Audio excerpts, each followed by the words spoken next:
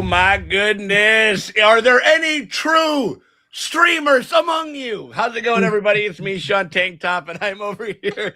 It is Tall motherfucking Tuesdays over here, our Night of the Seven Kingdoms recap, Q&A, and discussion live stream over here. As you can see to my right, I have myself. It is the, you know them, you love them. They're over there at the Drace domain. It's Dr. Dustin and Morgan Drace. How you doing over there, Draces? So excited. Oh my gosh. Oh, very excited. Yeah. How you feeling, Morgan? How you feel? Everybody wants to know. Everybody was wondering. Yeah, everybody was like, Morgan was on like death's door. Well, no. I mean, like, and the internet cares not. They're just like, where is she? There's like blah blah blah, whatever. And I said, and I was just like, listen, you got a touch of the bubons, and you fucking couldn't make it and shit, and you just had to kind of come over. But like, we'll get into general thoughts. But and I got Game of Thrones in the divorce. No, never.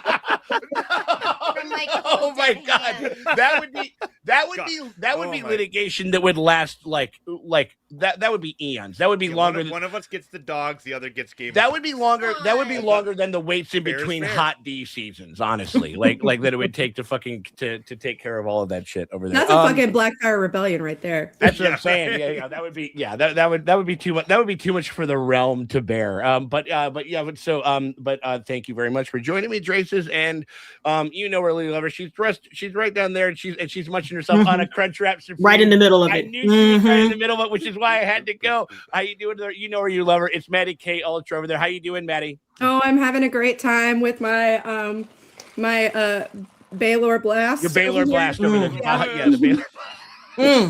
I mean, it is like it's a lot louder than it would be. But that guy, you know, he's got those dual colored eyes. He's willing to completely upend like a potentially like the entire like Targaryen line and everything like that's going on and shit. And so it's like, you know, this guy is living Moss for sure over there. If there's anybody that I could have a fourth meal with in this show, it is Baylor Breakspear. Hell yeah. That's what I'm saying. That's what I'm saying. In him. Yeah, 100%. And with that, one of our favorites over here, you know her, you love her. She has an incredible YouTube channel, a fantastic reactor in every respect, and it is always a treat to have her over here. It's the one, it's the only, it's Manic Meeks. How you doing over there, Meeks? I survived the episode. Seriously, yeah. Honestly, I mean, like, and we're so proud of us for. I did it. I survived. Oh, I cried my way through it, but I'm here. I made it, and I'm feeling good. Sad it's almost over, but it's like that. It's bittersweet, especially when it's this good. You know, this is the type of bitter sweetness that I fuck with. Like, you know what I mean? Like in a very, very real way. It's like when the show is clicking, when I want more of the show, when I want more scenes, and I want more material, and I want more run times, I'm a glutton for what they're giving us because it's so fucking good. You know what I mean? Like, and that's what it's kind of, and it seems like especially in the last two episodes, that is exactly what the show is kind of delivered. Like it feels like, and I'm knocking on all the wood. I'm you know, on all the things. It feels like we're in really, really assured and good hands, and I'm very excited to kind of see the conclusion because it feels like they're gonna hit it. You know what I mean? And so I share that sentiment very, very, very deeply and very in a very real way. Just so everybody knows, in case it's your first time over here, we do this every week, 7:30 Central over here in the Americas, one of the many countries in the Americas, as apparently a lot of fucking people had to learn in this last Sunday over here. The Baylor Bunny halftime show. Oh my God, we got a bad Baylor over there. You know what I mean? Like I'm with that over there. I'm with it. But no, we do this every week and stuff like that, and just basically it's kind of like an open format discussion with us and our guests and stuff like that. We're not going to really be talking about like book spoilers like going forward. So if you guys are watching the show just for the first time and aren't very familiar with the story or the lore as it exists, we won't really be getting into any of that. However, any of the previous Game of Thrones shows or any book material that maybe they haven't touched on, we will be getting into and stuff, or potentially get into. It's a possibility, not a promise. All right, y'all. And so so like that is kind of the parameters of that. And then also I know that like the chat always gets super lit over here, and we love each and every one of the chatters over there. But if you want to make sure, if you're sitting there and just like, listen, I got this, I really got to know what the crew's like opinion on the whole Foss away fucking like drama conflama over there, and I really want to make sure that I get that on the docket. Best way to do that is to hit us with a super chat for any dollar amount.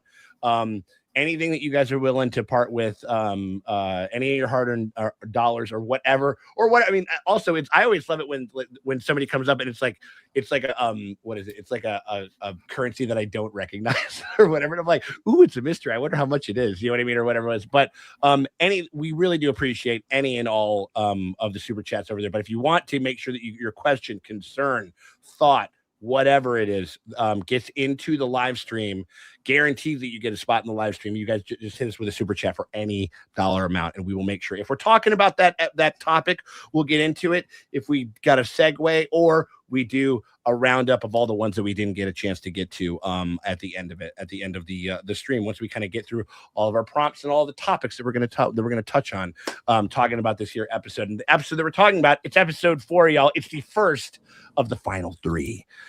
It's the first of the second act of this one. It's episode 4, just called. I think it's just called 7. You know what I mean? Like it's like the 7 or something like just that. Just seven. Just 7. I really wish they would have done like the David Fincher thing and spelled it with an actual 7 in the middle, like they did back in the day, get a nice little 90s touch going or whatever it was. So it's raining. It was. There we go. Yeah, exactly. It's written by Aziza Barnes, Ira Parker, and Julia Wyman. Directed by Owen Harris and Sarah Adina Smith. And quite an episode. I mean, like, we're getting the buzz and the feels and the stuff. You know what I mean? It's like, it was. I mean, everybody's been saying it, but like when that moment comes, and we will talk about it, and when that music kicks in, and we will talk about it, it was. I know the kids have been saying it all the time. We've been saying it since we've been posting this shit or whatever, but it's like the we are so back thing. I definitely felt that this time around. But before barring all of that, we'll get into our prompts and stuff like that. Start to break this son of a bitch down over here. And just so we're just talking about general thoughts, how we generally felt about the episode, and because she's our guest of honor, and she's and I'm always so. And again, you got to follow Meeks on every platform that you can follow her on. You got to get her. You got to get her on TikTok. You got to get her on Instagram. You got to get all those other things. If you need that lovely endorphin rush of just like, listen, when you got your friend who's coming, it's like, listen, I got something to tell you right now, and I'm going to tell it to you. We're gonna make it so plain. But your general thoughts, Meeks, what did you think about this episode, about the 7, episode 4? It's the same that I feel about the entire series this far. Like, I have never watched. It's been a while since I've watched something where I can't help but like smile from ear to ear, even though like all the stuff that was happening, all the emotional moments, like the strife between Dunk and Egg. Like, even with all of that, I was still like, don't be mad. Eat your baby. Like, like I've never. You mean when this was happening? And yes, he had that tear in his eye. Keep it together. I was like, listen, it was wrong. Okay, chill out. It was. I mean, relax. Right. I have never felt such a maternal. Like, I love this show. This show makes me so happy. It makes me feel good, and that was part of the reason why I was like a mess. Because I was just like, it feels so good. It made me so happy. They did it so well. And I was just like, it just came out of my eyes and my body. Well, no, it is. No, I mean, people have said that before, like, where it's like, it's also, there's a coziness to, it's cozy. Like, you know what I mean? Certainly the first like 2 and 3 episodes, like up until I think like the big kind of, I think like, we'll talk about this before, but it's almost like like when Baylor jumps in and kind of does his thing, it's like, and we start to play the theme, it's like this little cute little, Ren Fair ASMR fucking show that we've been watching and stuff. It gets interrupted by like a real Game of Thrones like moment. You know what I mean? And I don't know. I know exactly what you mean. I mean, like, and that scene, that initial scene was just like when Egg was just like, I'm just a little guy and I look real sad. Yeah, you know what I mean? Like, I was just thinking that the thing that I wanted to do, I really wanted to squire, but I couldn't squire if I had no knight. Man, I mean, it was crazy. I mean, it was crazy in the sense of just how, again, like when he walks in and he looks. And he even got a laugh just because we're so not used to him being in that garb. You know what I mean? And he's got like the black and the red and it looks sick, but it's like, he just looks like this little light bulb just kind of sitting on top of this fucking, this real metal lampshade. You know what I mean? Like, and it's so like, but immediately like he sits down on the ground with him, starts talking with him, starts like tearing up, immediately starts kind of like, I don't know. It was so amazing to kind of watch how much he wants to be Dunk Squire, even only after a couple of days. You know what I mean? Did you watch the little interview after it with the actors where they're talking about that scene? I did. And so they were basically talking how they tried it a bunch of different ways, where Dunk's reactions were, one week he was more angry and one was more disappointed. So like shout out to the fucking directors, because like they landed on like the best possible like embodiment of both of those characters in that scene, where you just really got every emotion that they were trying to convey of like just disappointment and hurt, and they're both scared, and it's just so beautiful. Yeah, no, it was really well performed, and like. And even those little fucking touches, like kind of before that scene starts, where he's just, there's like, it's that killer shot where it's just like, it's just Dunk, and he's just sitting there. He's just kind of very vaguely silhouetted. And then he comes over again, cause he's a kid from fucking Flea Bottom, and he starts playing with the rat. You know what I mean? Like, and he's not afraid of this thing that maybe some people would be kind of afraid or repulsed by and stuff like that, but he just gives it a little pet. And again, like I kind of couldn't help but think, I mean, it's not quite the same thing. And I've been kind of shoehorning this in a little bit or whatever it is, but I've been getting very like big, like James Gunn Superman vibes from some of this show, as far as like a little bit of like the hopium type thing that is kind of going, and just Hope like this, punk for sure. Yeah. Absolutely. Yeah. And like this well-meaning himbo that like is just trying to do the right thing and trying to do his best and everything, and just like just overflowing with the kindness and stuff like that. That type of stuff is always, you always love to see it. Shout out to the super chats coming in already over here. Is Maddie eating an egg sandwich over there? No, I have a Lux Cravings box. Sick. I had a Crunch Wrap, but we ate it. And then we got a spicy potato taco. Word. And some cinnamon twists. And I was gonna say, because that's like, do you do the cinnamon twist, or sometimes you'll sub those? You're like, hold the cinnamon twist, give me the nachos in the cheese cup. Right. Yeah. I don't like the nacho cheese, so I don't ever get that, but I always do the cinnamon twist because they're just a perfect treat. And then obviously the star of the show, Baja Blast. I do also get a stack with cheese and black beans. Of course. And because that's like the best, like I wake up at 2 a.m. and I'm hungry, like I'll just like rabbit food snack. Just a little something to nosh on. Just a little something. It's not gonna do too much. Yeah, exactly. And yes. Also while I'm here, anyone is welcome to super chat if they want to fight me. I will not fight you. Maddie loves to fight, like and unless and it's super down. chat. Like I will not even acknowledge your shit ass take unless you super chat it. Make me fight you.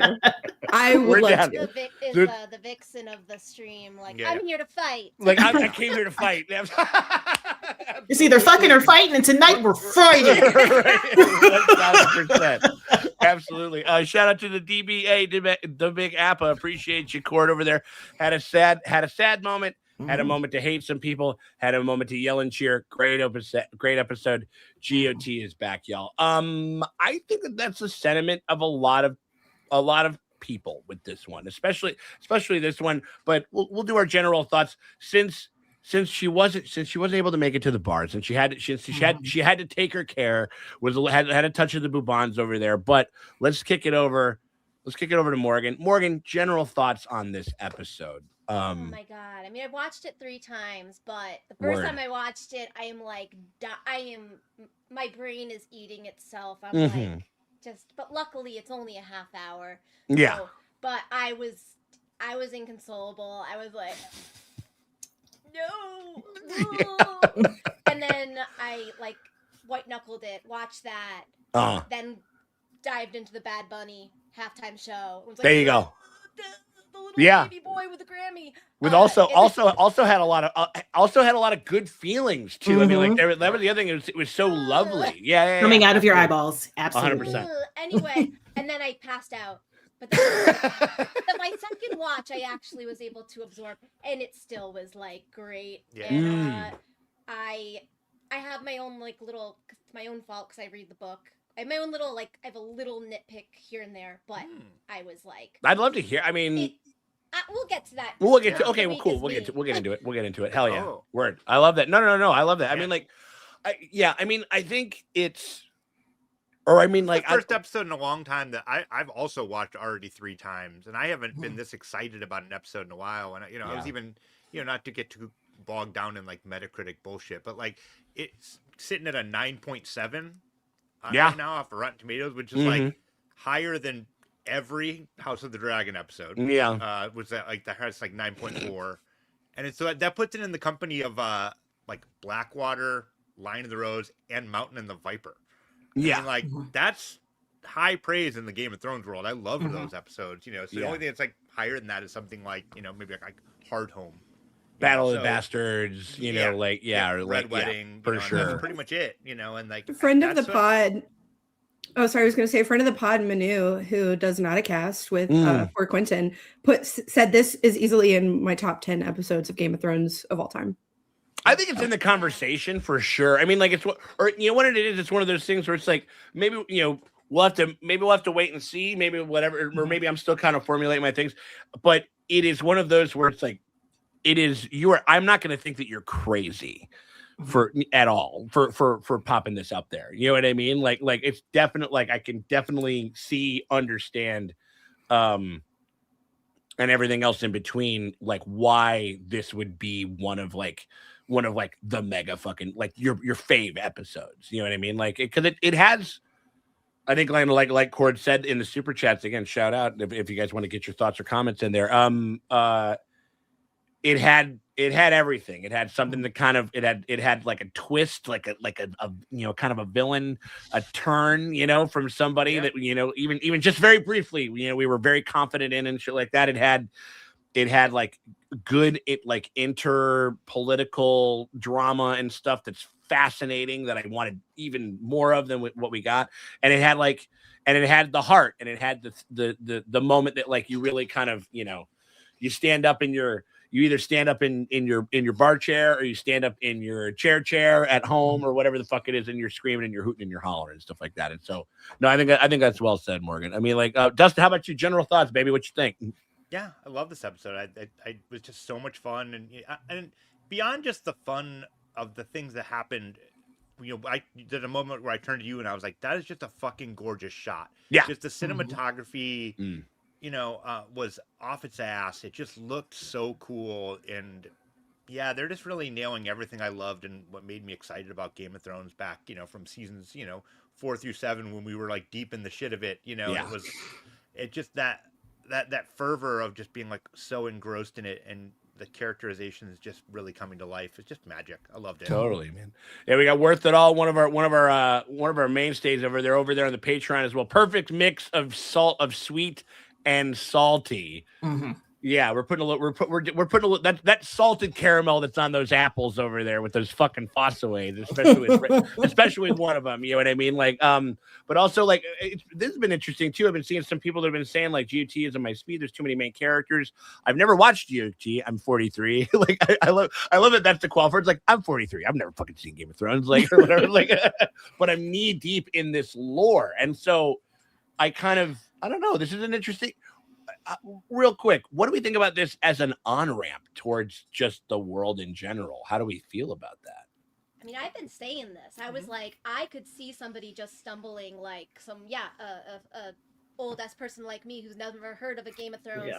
Just, doing the old-fashioned flipping around on normal television, not even streaming, and seeing just like night stuff and being like, oh, cool, knights, horses, it might be a movie, let me watch this. And kind of getting sucked in. And maybe finding out later it's a Game of Thrones thing, because you don't need to know a single thing about Game of Thrones to watch this. You could just... It's one of those things where it's like, I think it can augment some stuff, but but it's not required even a little bit. It's kind of like season 1 of Mandalorian. Like, that's for a lot. I'm sure for a lot of people, that is a lot of people's fucking on ramp into some type of Star Wars. That's what I'm doing right now at work. Somebody's right? like, I heard about the Knight and the King. What do you know about the show? And I was like, ask me the question you really want to know, because that's not. Do you want to know if you want to watch this? Is that what you're asking? Like, is it complicated? Do you need to know everything? Right. No, you don't. You can watch this. Now, if you're asking me to explain where this fits in, you're gonna need to take a seat. And I'm like, Right. We're gonna be here for a minute. Yeah, we're gonna be here. Beverage, water preferably. You gotta keep it moving because we're gonna be talking a lot. Right. So I'm like, so what do you really want to know? Because I just see it, that last episode, people kept talking about it. I was like, here's the thing. This season is short, 6 episodes, like 35 minutes a piece.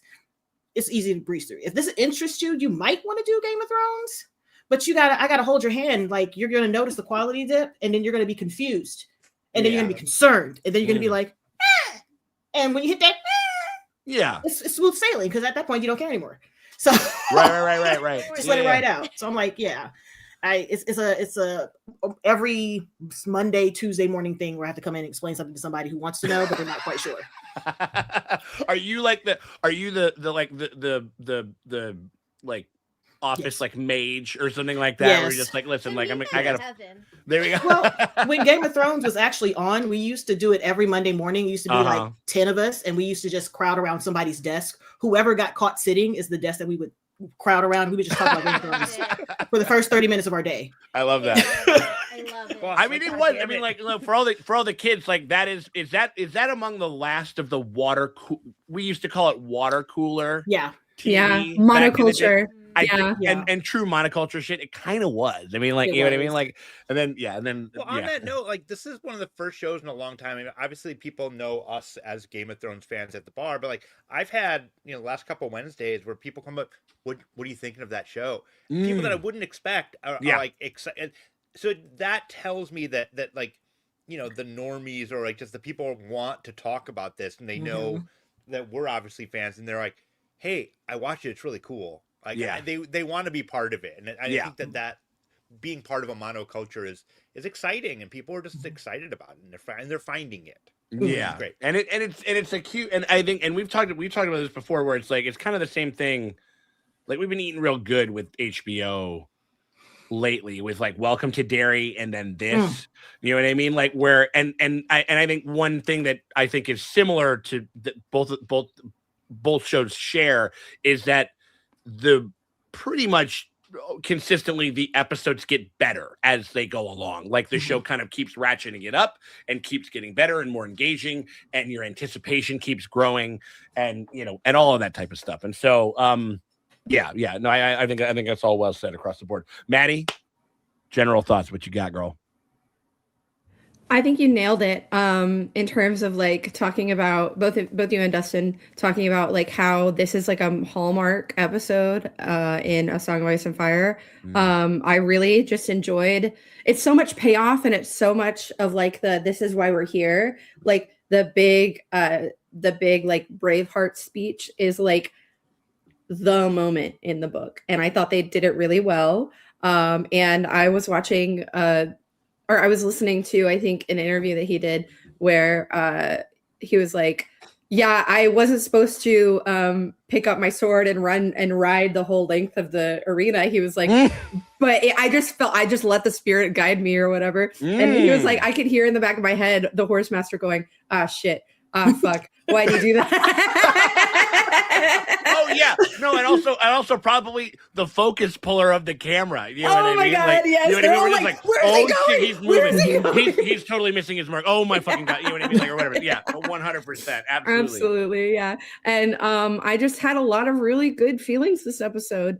And a lot of like, you know, we're getting more of the like Thronesian like politicking, right? Like I feel like every episode it's just a gradual slide up into the Westeros that we know. And I think that mirrors Dunk's rise in the ranks of the esteem of the lords around him. Like when nobody gives a shit about him, he's just Lionel Baratheon's drinking buddy. But like now he's like a guy, and then he's being like let in on these secret deals, and like, you know, being like called to like all of the politicking, like talking to Baelor fucking Breakspear, the Prince of Dragonstone. Like he's just a guy like that. Like Baelor can rock. We love Baelor. He's great at that. But like the fucking gall of Dunk to do that. And it's only because he doesn't know any better. But like imagine walking up to the fucking heir to the crown and being like, Arian, bro. You know what I mean? right. Like you're like, you hit him or I hit him. Somebody got to hit him. Like right, you hit him or I hit him. It's like, listen, like I don't think I should have to say it, but like he's in the fucking files, bro. Like he's been to that island. Like we know. He admitted to sexually assaulting his brother. Like, yes, right. This dude is a nonce. All you Aryan stands out there, this dude's a fucking nonce. Right. Yeah. Wait. Oh God. Are we doing that as well? Are we? I mean, like it's the internet, and I should never be surprised, especially kind of with like the whole hot D, like you know, green versus red thing, and that's kind of completely missing the fucking point of the entire fucking thing. Like, but that's funny. That's really funny and weird and hilarious. In a way that'll make me cry when I'm not on camera. You know what I mean? I'm gonna be that Pedro meme where I'm just like. I saw, and you can go to my Twitter and see it. I saw this like fucking Stan was like, imagine Tansel and Arian like going on a date, and like hiring her to come to the Red Keep to be like the master of theater. And I was like, did we watch the same fucking episode? This episode where after he breaks her fucking finger just because he can, like, you want to ship a black woman with her abuser? Like, is that what we're doing here? And then I just replied, these motherfuckers have it's just like you guys have grown up as Twilight fans and not graduated. Like from understanding like that those things are pretty fucking fucked up with the fan girls. I remember the Viserys fan. That was nasty. And the fucking they've been here. Yeah. They're just shifting. It's a Targaryen. It's a Targaryen. Not good behavior. I don't condone it. And so you can see it. I just said, is he still a pedophile in this AU? Just wondering. And no interaction with that whatsoever, but the views are just like skyrocketing. Like people are talking about it. And I'm just like, oh my God. That's so crazy. I mean, and that Raymond, he gets a pass at laughing at child sex abuse because in my headcanon, he just is remembering Succession and he's like, oh, they're so Tom and Greg coded.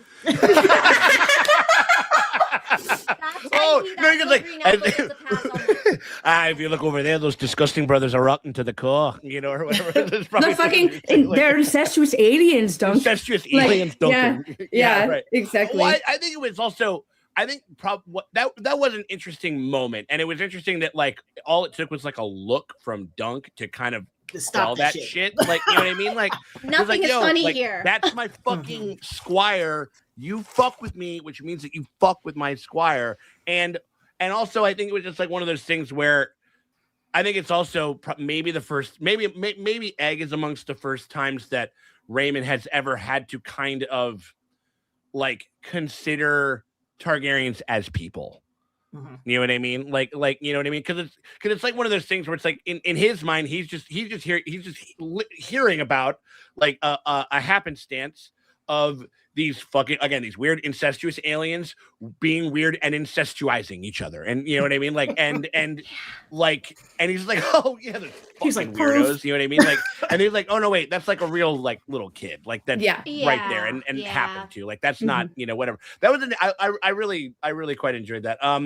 We got the super chats coming in. Slurpee over there and saying not to bring up the novella a lot, but I love the added detail of how annoyed Maekar is with his sons. Drunk runaway, bald imposter, psycho coward.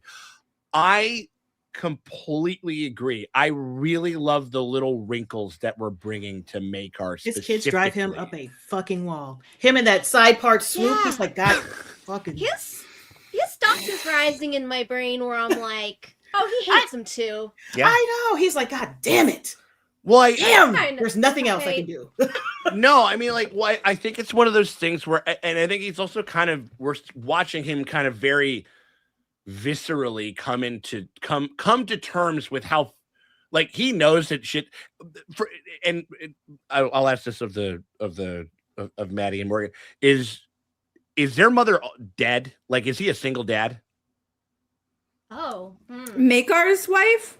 Is she alive in this continuum? I don't know why I think that that's like the case. Might be. I feel like no. Egg said Egg. I don't think Egg would lie about this. He said that his mother was dead.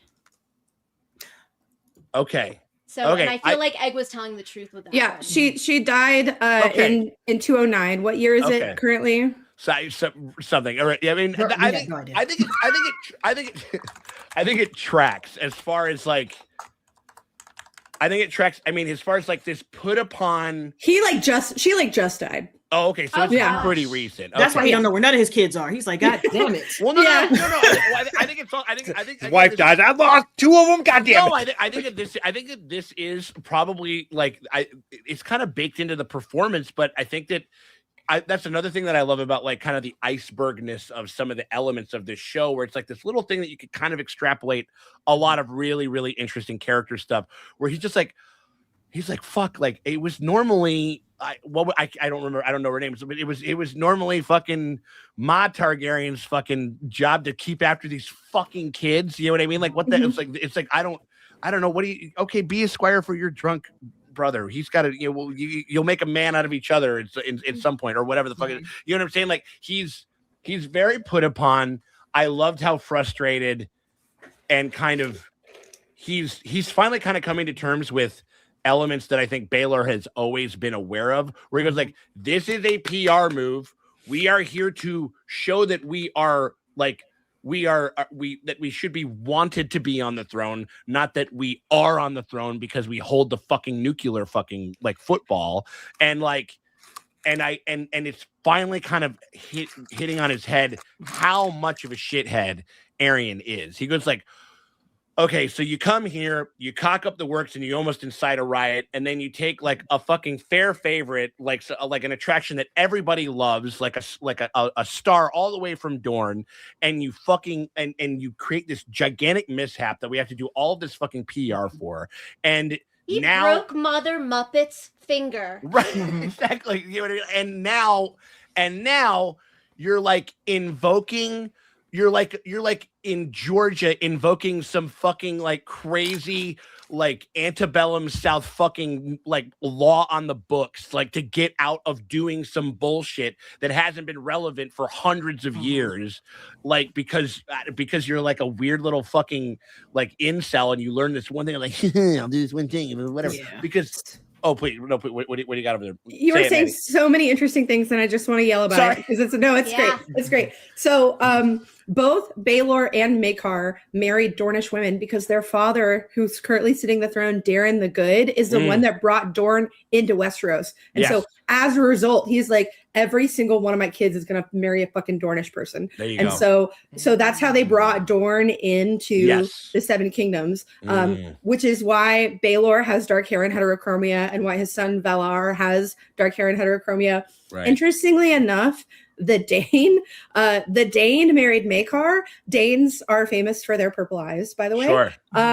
And so as a result, his kids don't have as much non-Targaryen features. Most of them are blonde, as far as we know, and most of them have the purple eyes, whether from their mother or their father.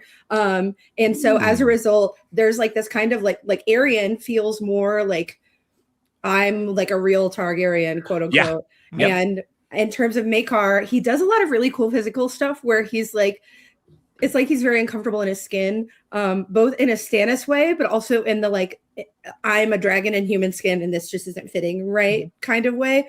And I think that Arian got that as well, except for Arian is like younger and more evil and is ready to do something about like it. perpetually making this face, like just like what's happening now? He's so Christ. uncomfortable because he just, like, does not want to fucking be here. Yes, yeah. Fuck it.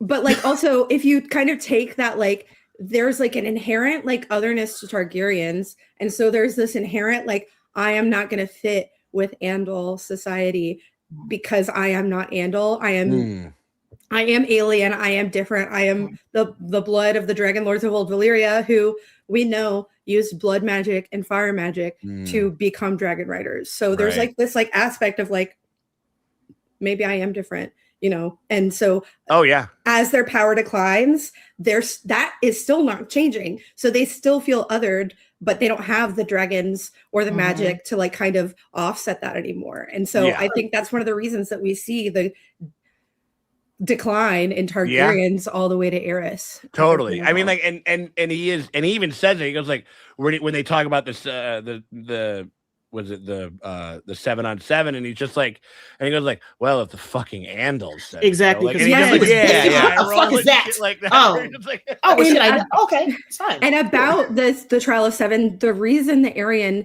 did it, the last time there was a Trial of Seven was Maegor the Cruel, which was Visenya's son, who seized the throne from his brother Aenys.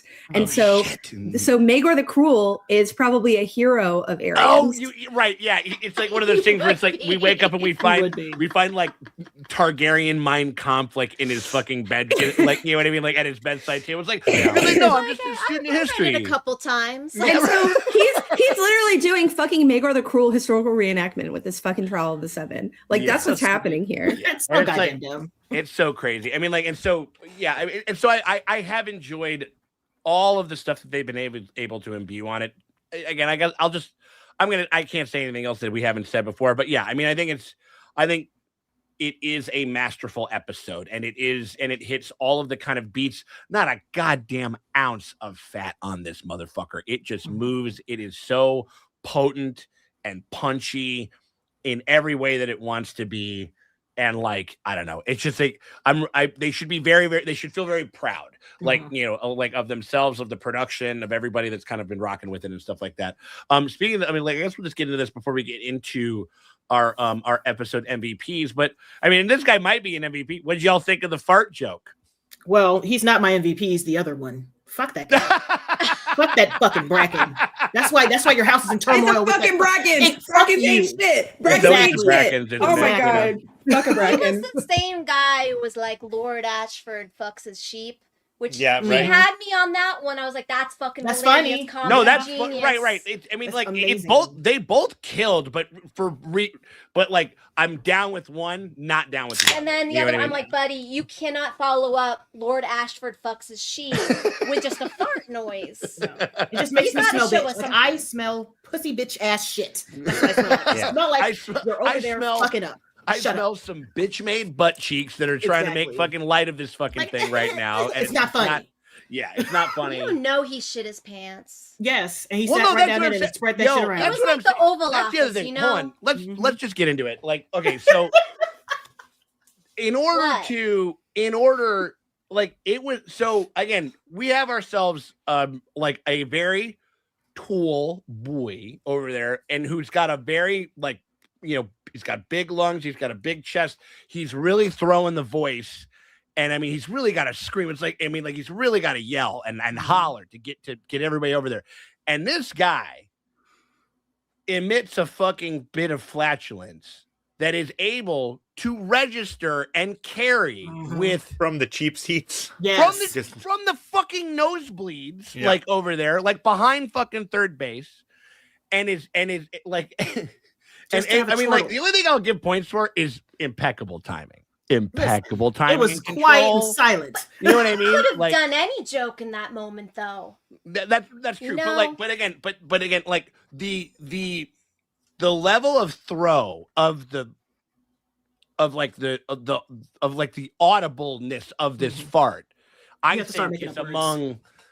Yeah, the audibilization of the exasperation. No, again, of like the soundorificness. I don't of the like fart it. spread out. Truly amazing. Like, truly amazing. Like among the greatest like physical feats in Game of Thrones history, for sure. Get his ass, Meeks. And listen, you gotta start making up words at this point.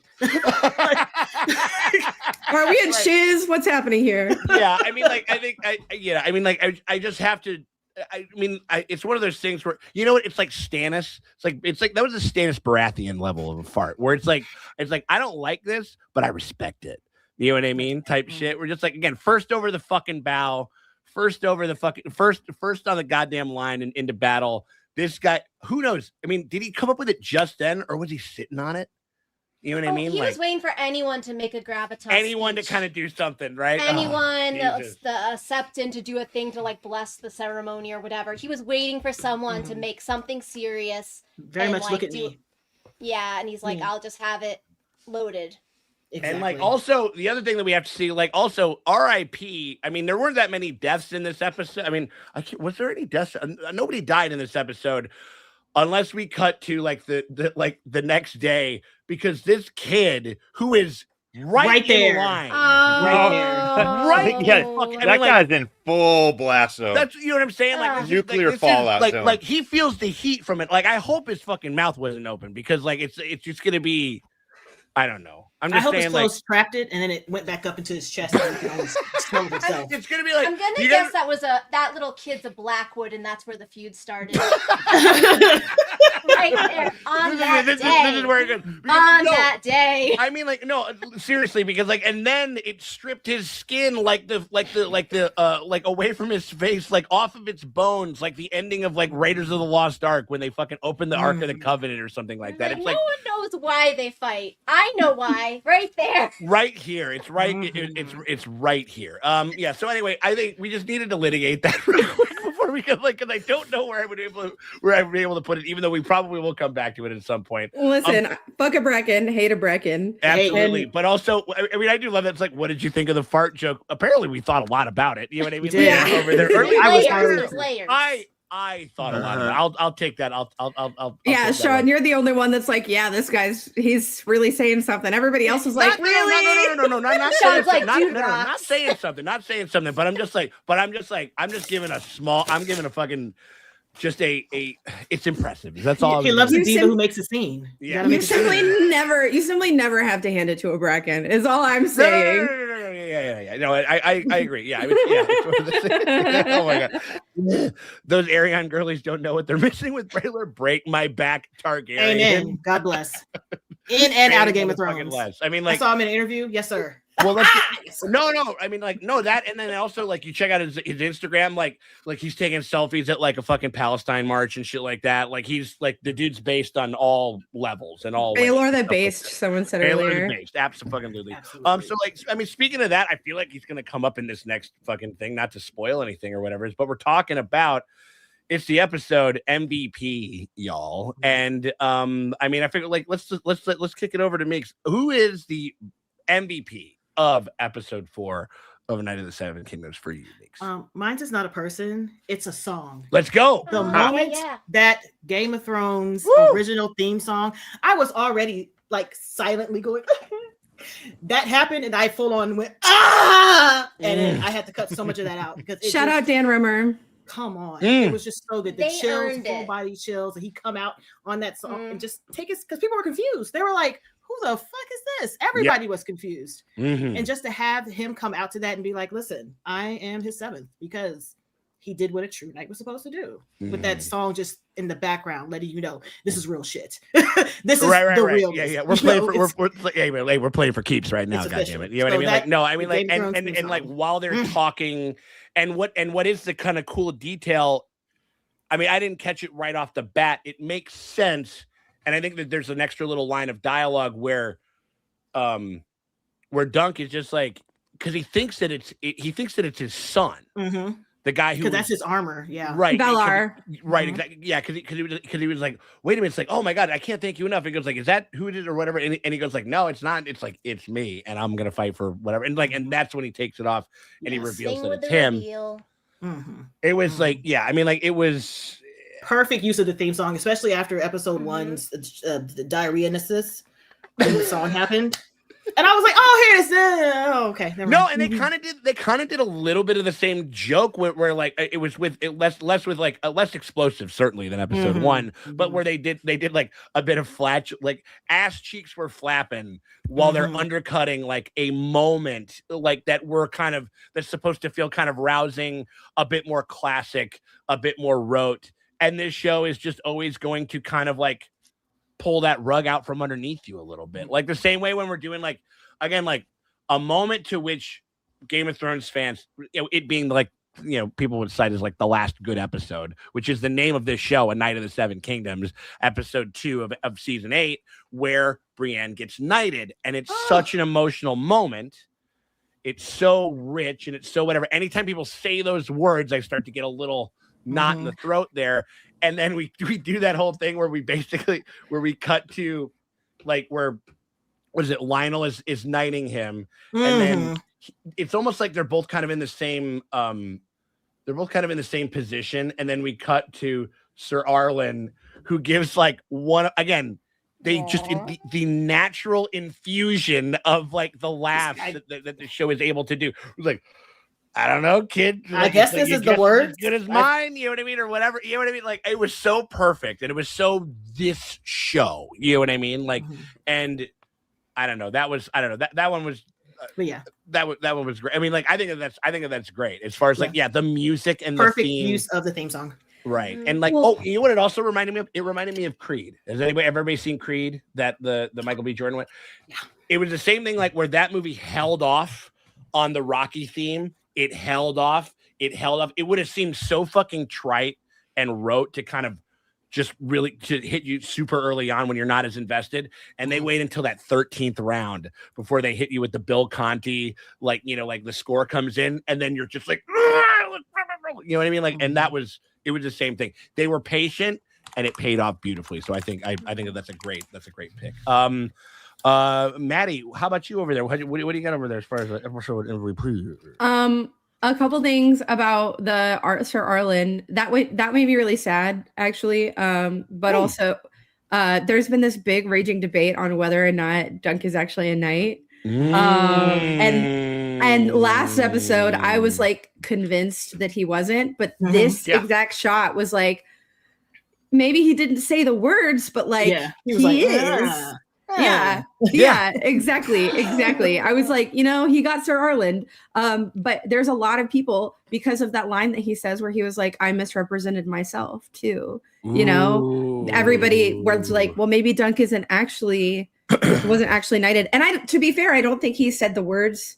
I don't think he did the vow, because Sir Arlen just kind of did whatever. I think Sir Arlen is a weird surly drunk that kind of like every time they cut to him, it's like, would I become a knight? It's like, like, you know what I mean? Like, what, you know what I mean? Like kind of, like I think he did in the way that he brought up Dunk, but maybe it's not like officially, but I think that's what this for all intents and purposes, like there was a knighting. It just wasn't like the knighting. You know what I mean? So I really like that. And in the novella, to be clear, it's never specified. So this is something that the show has decided and implemented to play around with. Yeah, exactly. Yeah. And so I like that they kept you guessing, and I like that basically at the end here we get it. Oh, what? Sorry. I was gonna say, like on my reread, I was like, of just the Hedge Knight one. I feel like George was actually trying to like he does that like I think it was pointed. I think it was meant to be as a reader, you're not supposed to know, like from his inner dialogue or his like his reaction to people. I think that's always been there. So I'm glad that the show is like, because that's fun, especially as a reader who doesn't even know. Like no one knows. It's like, I don't know. You can go either way. Yeah. And so I would say, we'll talk about Zadie Baylor at some point, but my MVP of the episode has to be Raymond Fossaway. Like the super chat that just popped up from Big Appa. Oh yeah, we got it. Yeah, Sir Raymond killing it. I put respect on his name and always cheer for the little guy who knows he will get worked, but steps up for the right thing. That's what being a knight is fucking about. And just like 2 days of knowing Dunk inspired that dude who was a coward when they met to step up and do the right thing. Yeah, and like I mean, like let's just get it. Let's just get over it. Look at this guy. Look at this fucking mensch right here. And again, given baby Jon Snow over here, it's little baby Podrick Payne. Come on, Podrick, yeah. I mean, like it's baby Jon Snow, baby Podrick Payne for fucking sure. I mean, like I'm getting big vibes of that stuff. I'm getting Samwise vibes. Ooh. Oh sure, yeah, absolutely. I mean, like that share the load, Mr. That's it. Lord of the Rings Samwise. Like we're just like he's like I mean like no I love you. I mean like I love like but you know in like a friend way. You know it's a friend way that I love you. You know what I mean? Like it's like not something that we're gonna carry around for literal decades. You know what I mean? It does like, parallel Percy Jackson. You're right. Exactly. Yeah. No the Foss Away drama was just so tight and like great, you know what I mean? Like as far as just like how, and I mean like it almost and looking back on it, that's the other thing about this is just so good that you know how they're really fucking cooking with this motherfucker is the fact that like all of the twists, like when you go back and you kind of interrogate like and you look at like the scene where he's like leaning really hard into like it's like no man, nobody's gonna fucking touch a goddamn hair on your head, and you're feeling so good about it, and it's so like kind of all in and almost to the point of like being like this is kind of like you should have seen it coming. Yes. You know what I mean? No, in a certain Doug wasn't sense. being naive, I don't think, because like what he knew, because his from Raymond was even like, no, all these like insults I learned from my cousin. Yeah. He said that like, oh, they should all finish on someone's tits, mom's tits. Yeah. He learned that from his cousin. So what he knows is like this man really fucking hates Targaryens. Mm-hmm. So right. I would, if I was Dunk, and it's not him being stupid or naive. He'd be like, what he knows of this man is his hatred of Targaryens. Oh yeah, so exactly. Like, oh no. But I think that's what makes it the perfect. That's what makes it the perfect twist. You know what I mean? Like in a certain sense. Now, you know what I mean? You get the symmetry like, of it. You get the like grave goods gifts. Like all of these people are like, Dunk is gonna die. We gotta be real nice to him. Like, and so Sir Stefan is the first one. And then you get like. And then you get like Steely Pate's like gift and blessing and all of that. And that's really nice. And then you get Lionel showing up and being like, who the fuck is Sir Stevron? And that's when you really should have known. Yes. But all that to say, this show is so well done that they just it's like kind of a throwaway line. And if you know, you know. But if you don't, you're like, oh, cool. Like Egg just got to him first. And then when Sir Stefan pulls up and you're like, oh, you're like, you remember that first scene where he was just wailing on Raymond for no reason, and Raymond hates his ass. And so then you're like, oh yes, this is the true way of the realm. This is how the lords really are. And I think that is like the perfect moment. Which also, like, this fucking apple armor, why does it go so hard? It does. It pisses me off that it's so fucking. He's got serious. That it's so good. With the red hair too, like I just want to like shake him. You don't deserve this. He's ugly without all the Game of Throneness, so that makes me feel better. Like you look regular as fuck without all the Game of Thrones. You're broke. You're busted. Okay, Yeah. No, I mean, I think that. Well, I think that was I mean, and again, it's like there's all these little things where it does fit because there was, as we saw, there was like a cutthroatness and a cruelty to him, like from the very moment that we saw him. I mean, you can maybe kind of like qualify it in a sense where it goes like, hey, they ain't gonna fucking give you any. You think that they're gonna cut you any slack on the fucking battlefield or whatever? It's like you can kind of understand that, but also, I mean, like he's like the kid's like down like on one knee and he's like backhanding the fuck out of him and like kicking him through the fucking fence and shit like that. You know what I mean? Like, I mean, he even says, it goes like, but my cousin's rotten to the core. You know what I mean? Like in their first of many fucking. We thought he was like an Alistair Thorne where it's like, okay, if my enemy's your enemy, you're good in a fight. Yeah. The second that, you know, our paths are differing, you're gonna fucking bite my ankle. But if we have the same enemy, we're like, I can count on you. And then, oh no. Yeah, we thought that the Sentinels were there and that Magneto and Professor X were gonna play nice for an episode or for a couple runs of the fucking I kind of wonder. You know what I mean, like, do you think that Sir Stefan kind of was like looked at this as an opportunity to go to Aerion and proposed it, or do you think Aerion or the Targaryens were like heard that he was recruiting and were like, we'll do one better? Like I genuinely think that he was down to clown because he hates Targaryens. Yeah. And then Aerion was like, but lordship. And then he, without like a second thought, was like, fuck that guy. Yeah. Like, I don't think Sir Stefan really thinks very hard or long about things. Like, I think he just decides that this is going to be the way that it is, right? And so he's like, oh, fuck, this guy's standing up to the Targaryens. Fuck fuck those guys. Like, I will load you up. And then Aerion is like, what if I made you a lord? And then he's like, woo, I love Targaryens. I love my overlords. Like, that's so reach coded. Yeah, I think that I would bet that, because I also think that there's an interesting element, because and again, like, there's these kind of interesting, like, nobody's saying it out loud, but there's these interesting kind of like political maneuverings that are happening, because I do think that, like, Baelor, because everybody's like, and we will get to to Baelor, and we will have a big fucking gigantic conversation about him in a second. But I do think that, like, there was an element of where, like, he is, like, Aerion does not I don't think Aerion exactly wants to do this even now, even here. So he, like, I'm sure that, like, that Raymond was running around soliciting a bunch of people. Word gets to Aerion, and he's like, let's buy him out. Let's make one of the top guys, like, is not going to be on his side. So then we won't even have to do it, and we get to fucking kill this motherfucker anyway. You know what I mean? Like, I think that because that's the reason that he whole kind of like invokes the 7, is because I think that he is a little nervous to fight Dunk one-on-one. Yeah. I think that there's an element to it, like, because the reason that I think that Baelor suggests to do the trial by combat is that he thinks that Aerion will back out. Right. Yeah. Well, because he literally says that. He goes like, unless you wanted to withdraw your claim and not have to do this because you're a bitch-made motherfucker who stabs horses in the neck. Mm-hmm. Aerion is banking on Dunk not being able to find people, and then he realizes he's pretty close. He's like, fuck, we can't have this fight actually go 100%. Through. Yeah. And so I think, I think there's a lot of good. I love that there's clearly politicking, but we got to fill in the blanks. You know what I mean? Like, and that's good shit. You know what I mean? Like, we missed this one, and I am furious that we missed this one while we were talking ad nauseum about the farting and everything like that. Is on there. Maria coming in.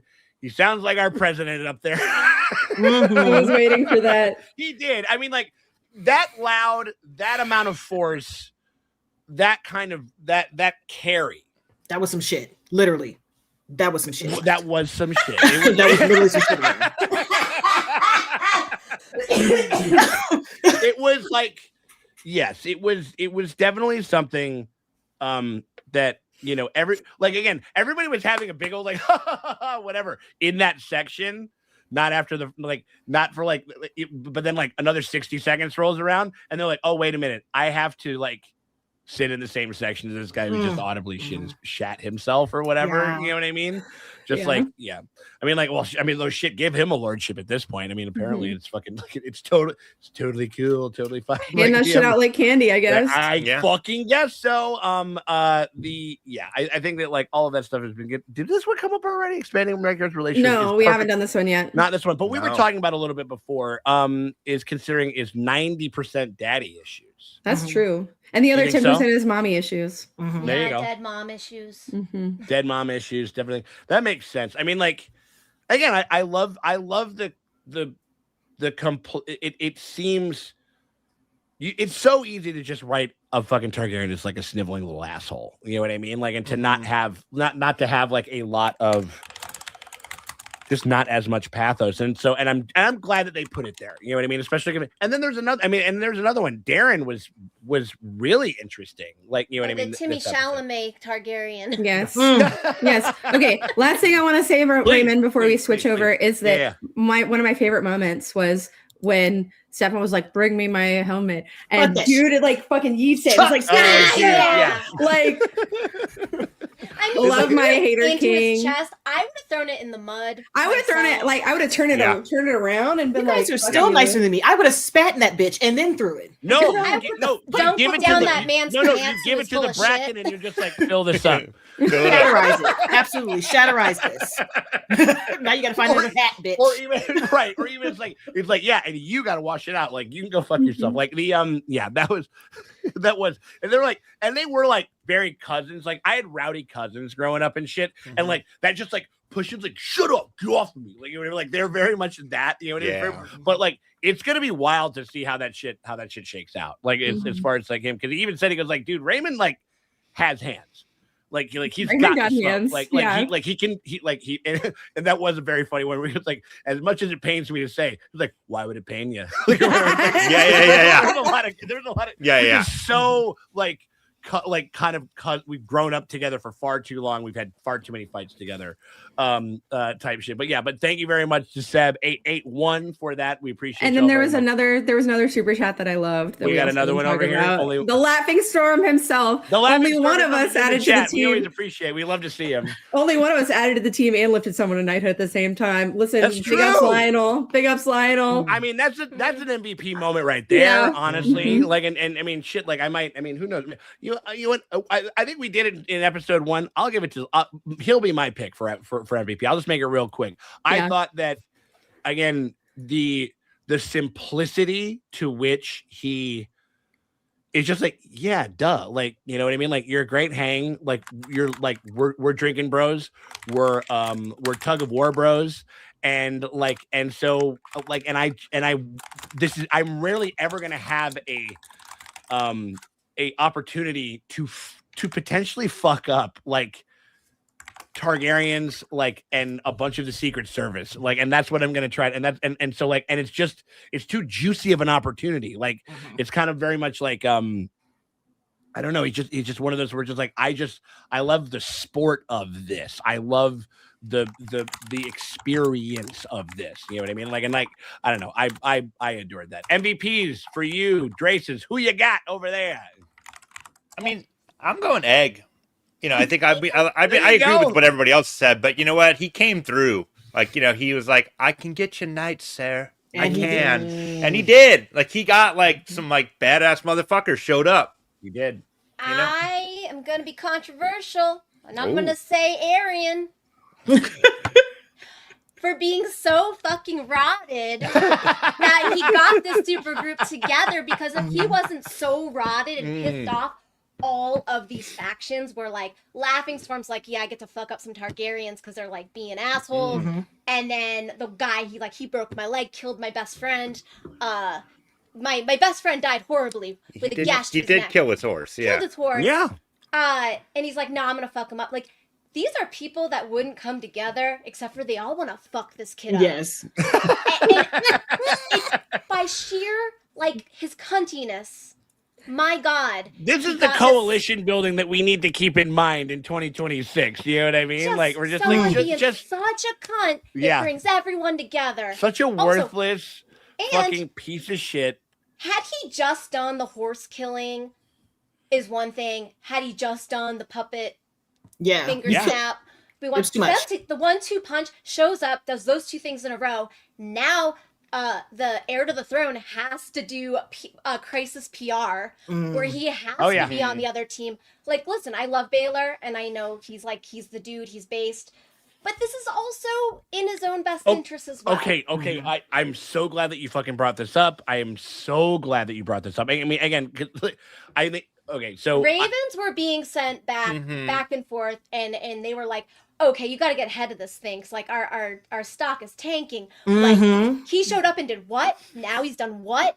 Oh Like, my why? God! The whole point of this, the Was whole the point good of going PR. to Yeah. going to Gwen's super sweet 14th birthday, Right. which also someone say happy name day to her again. right, yeah, right. No, yeah, don't say it. I'm gonna say it. yeah, right. Happy name day, Gwen. Happy name day, Gwen. No, Happy it's like, name day, baby. No, they show over there. It's like, no, wait, he tweeted what, and then he started throwing,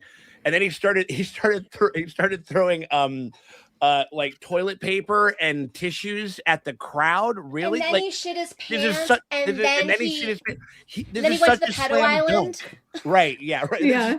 This is such a slam dunk. You know what I mean? Like that. Yeah, the heir to the throne was like, the whole point of this, us coming to this backwater, this little girl's birthday party, we were supposed to show up, shake hands, kiss babies, you know, kiss a smoochie of the judges, and then leave. You know?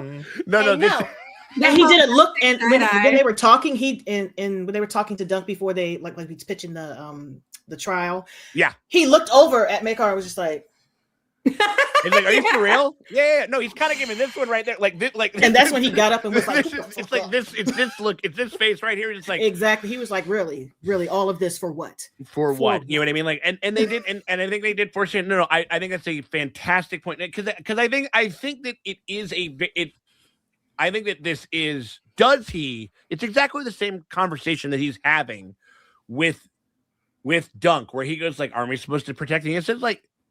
You're absolutely like you're right. You're absolutely You're right. damn right we are. Also, but also, like I wouldn't have done what I did if I was a fucking hedge knight. No, and him being him and you being you. You gotta fucking think about this stuff, my dude. And so this whole thing, because he is exactly Morgan made all my points. I'm so glad that you brought it up. But like he was just like this was like a slam dunk PR thing that we just came to curry our good favor, to show that we are a part of the realm and that we like ruling y'all peasants and shit like that. You know what I mean? Like and we have cocked it up beyond every measurable fucking degree that you could possibly ascertain. Arian has. Right. And in mostly, well, it's like one isn't even fucking like, I mean, one is away, is lost or whatever. The other one's gone and we don't know where. The other, you know, like the other one is like, is piling up fucking, like all of these, like these PR disasters, like high to Shangri-La. And like this motherfucker. And now in order for us to show that we actually care, that this isn't a sham trial of the 7, because people would literally, they would see through it the way that the crowd saw through the horse being killed. Like they would just see it, and it goes like, we will have a full-on fucking like insurrection in this place if this happens. Like I don't know if that would necessarily, but like it's possible because this is getting away from us. And so it is a calculated Game of Thrones move. And again, that is a scene that could be in this show. We've decided to be very, very of George's text and kind of never really take it away from Dunk's point of view.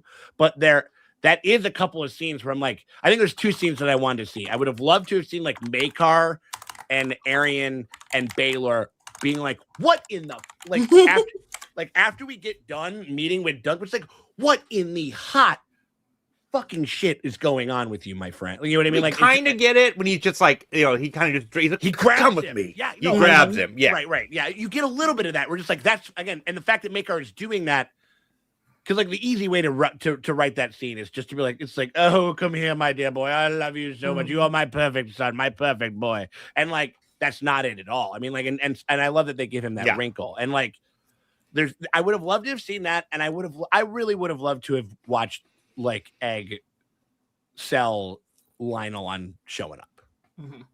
I would have. I don't even think he would have to sell him. I think it'd have been a quick conversation. Or not even sell him, but just him like no. They could have done the way that this show loves to do, where he could start to kind of like give like this really impassioned like speech about why this matters and stuff like that, and then Lionel could be like, shh.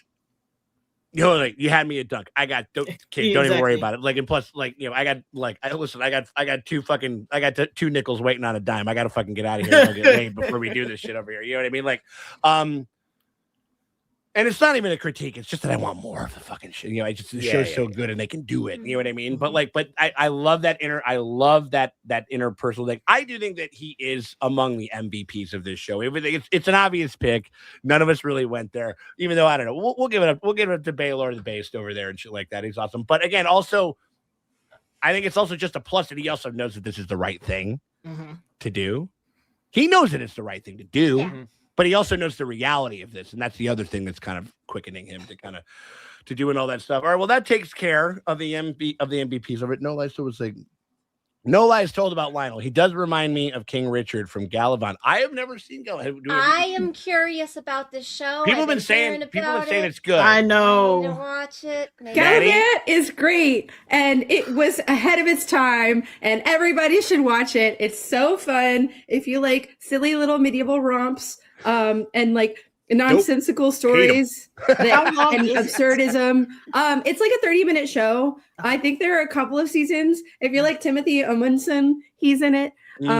If you like having like really good taste and like very funny characters, like it's perfect. Like no notes. That's a great library. Like it's like watch this movie if you like having really good taste. Like, Yeah. it's like a slightly cunty read, like of a thing where it's like it's like if you're not stupid, you'll like this movie. You know what I mean? Yeah, Like, I mean it's true. It's true. Right? Yeah. Like if you rock with like the Abbott Elementaries, the Schmigadoons, like we don't have Schmigadoon without this show. There we go. Love it. And if you like a musical, like it's got it all. If you like silly little medieval romps, like boom, Bob's your You uncle. had me like, there for you were so close, man. You had me, and then you had to takes it away. It is a musical. You need to know that going in. Like You should it's know, fully. right. As you should know. You don't want to sell any bill of goods over there. As we have, I'm just going to call Over this the one garden wall his is musicals. panic potato 4868 over there. Lionel, I do this shit for the love of the game, and that's very true, by the way. I mean, like he does it. He's like an experience monger. He's a high monger. He's an adrenaline junkie. He loves to, it's very Baratheon. I just don't think There's that no other situation where you can like throw hands at a Kingsguard. True. Right? And he was like, unless you're in open rebellion, and that's not going to happen for like another fucking 100 years. And when it he comes doesn't to want to be that serious about it. But also, No. outside of a tournament, like if you're kind of a badass swordsman, which he seriously seems like, yeah. Well, when do you get to fight other people? there who are haven't like, been wars. There's Yes. not been shit. He's like, they've been in peacetime for a minute, you know what I mean? Yeah. Like, and so like I think it's, and I think very much like Robert, where he loves kind of. He's like one of the ones where it's like he does like talking about the old time. Like Robert was very, very much giving like, it's like, oh God, I was strong then. I was so cool in high school, and I'm totally still cool now. Honestly, in my rock and marrow. yeah, and I shit get like it that. now. You're Yeah, like, yeah. oh, Right. Well, Yeah. but Lionel has that kind of cool sagely thing where it's like, he's got the salt. He's got a lot of experience. He's cool. He's still keeping it fucking nice and tight. It's got like a little bit of the Oscar Isaac effect where it's like, yeah, I was in a ska band in the fucking like in the early '90s and shit, and like and none of you were, which is you know what I mean? Like, and so like I just have that experience and that shit's going on. So like I don't know. Yeah, I definitely think For the Love of the Game is definitely something. And we have one of our favorites over there, the Jenny at Cold Stone Creamery across GOT, Hot D, and Dunkin' Egg. Who would make the ultimate? Oh my God, that's almost that's a whole live stream of its own. that's an entire live stream in and of itself. I mean, like,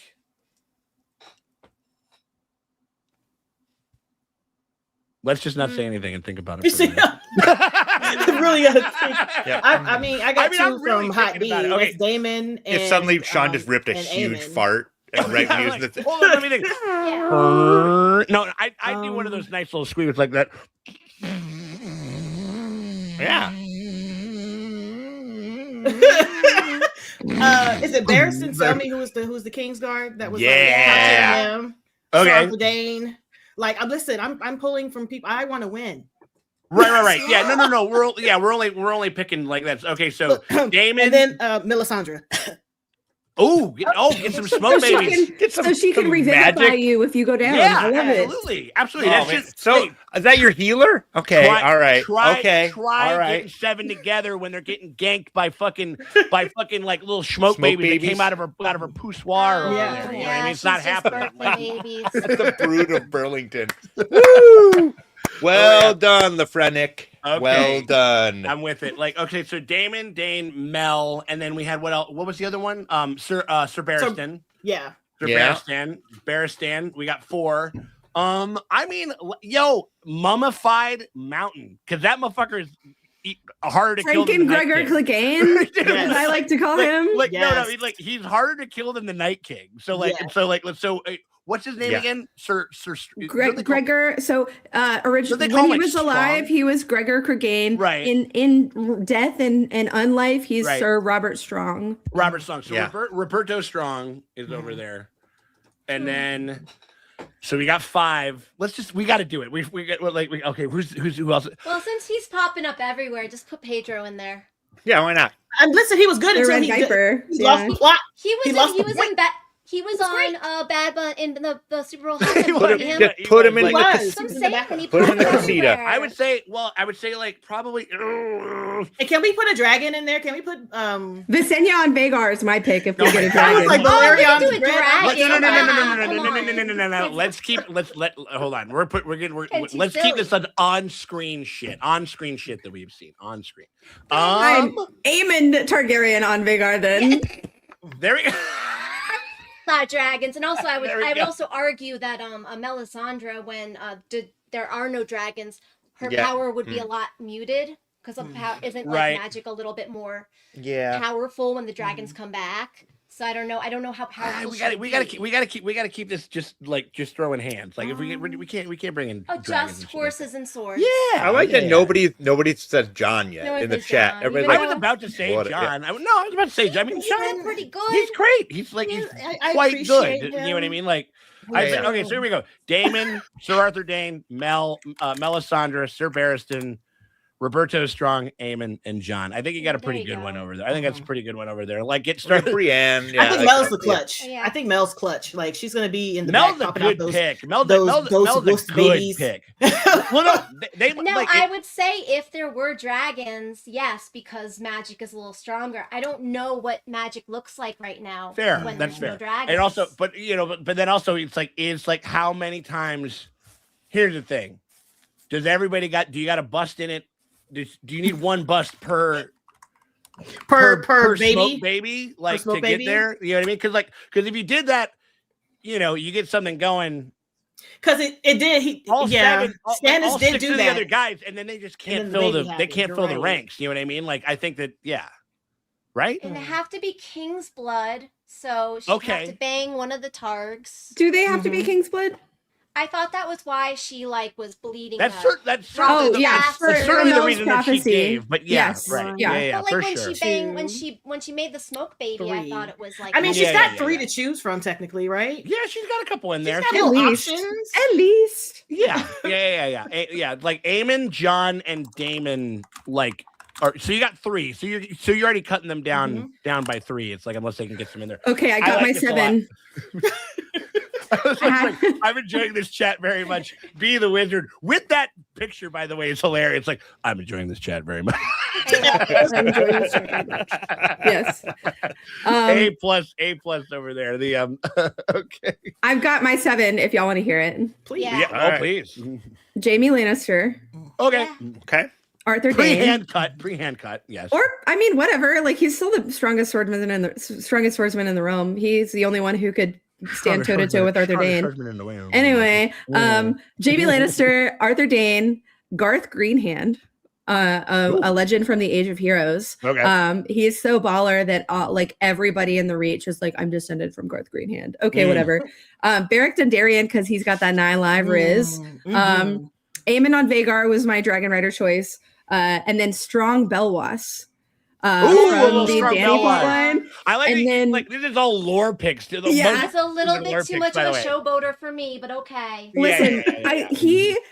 he's gonna like help crush my enemies, and then he's gonna give me the best fucking hug after when we win. It's okay. true. Yeah. Yeah, Listen. it's true. I just That's feel very like true. he would be too busy like playing it up for the crowd, and he would get distracted. Maybe. It's And I feel then- like that's like I mean, also Arya's like Arya's a good. good sub in. She's like a little. She's like a you like set her loose and like like she creates distractions. Like and Jack then and everybody's like, Hagar, what the just fuck? let them be free. Yeah, and then my last one is Carl the Maid. Okay, Maria's coming in. She's virgins for her magic. Yeah. Okay, so It's true. I don't know. That might well, Virgins and King's Blood. That might that might Whatever for the win. Also, you could have both. Why not Yeah. both? Yeah. But my last pick is Carl the Maid, who in the books is the only one. So like when Euron pulls up for the Kingsmoot, Yeah. and like uses like his magic to like cow all of the fucking. He's the only one. He's the one that's like heckling from the front row. Yeah.